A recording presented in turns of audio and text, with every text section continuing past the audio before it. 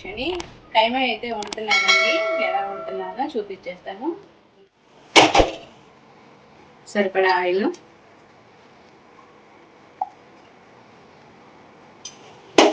బిర్యానీ ఆకు బారుగా ఉందిగా అందుకని రెండుగా కట్ చేసుకుంటున్నా. ఇలా చాలా సైజుగా కట్ చేసుకుంటే బాగుంటుంది. చెక్క, యాలకులు, లవంగాలు,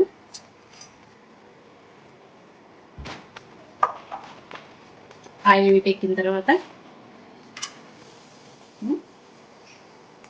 కట్ చేసి పెట్టుకున్న ఉల్లిపాయలు, పచ్చిమిర్చి ముక్కలు,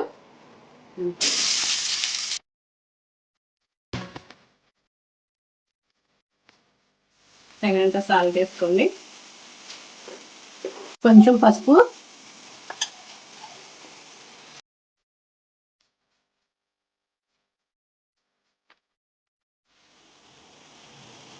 కొద్దిగా కరివేపాకు వేసుకోవాలి, ఒక స్పూన్ అల్లం పేస్ట్, కొంచెమే, ఇది చిన్న స్పూన్ అండి అల్లం పేస్ట్ కొంచెం వేసుకుంటున్నా.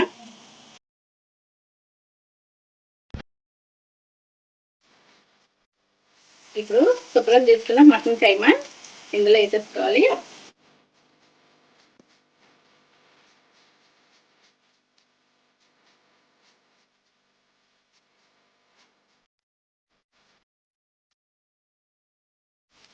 వేసేసినాక అల్లం పేస్ట్ అంతా పట్టేటట్టు చక్కగా తిప్పుకొని ఒక 20 నిమిషాల పాటు మంట మిడిల్లో పెట్టుకొని మూత పెట్టేసుకున్నాం. ఒక 20 నిమిషాల పాటు ఉడికిద్దాం. మూత తీసుకొని ఎక్కువ దగ్గరగా అవుతుంది. ఇప్పుడు అవిగంటేటప్పుడు ఒక చిన్న సైజు లోట నీళ్ళు పోసుకోవాలి. కారం వేయకూడదండి, కారం వేయక ముందే కొంచెం వాటర్ పోసుకొని ఉడికించుకుందాం. మంట హైలో పెట్టాలి. మూత పెట్టేసి వాటర్ అంతా దగ్గరకు వచ్చేంత వరకు ఉడికించాలి.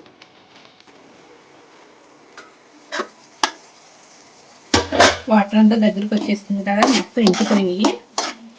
కొంచెం కారం వేస్తున్నాం.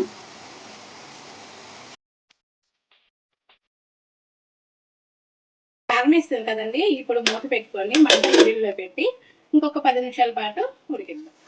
కూర అయితే రెడీ అయిపోయిందండి. చివరిగా పొడి మసాలా వేసేసుకోవడమే. కూరలో నుంచి ఆయిల్ అలా బయటకు వస్తే కనుక కూర కరెక్ట్గా ఉడికినట్టు. కొంచెం పొడి మసాలా వేసుకొని కూర రెడీ అయిపోయిందండి.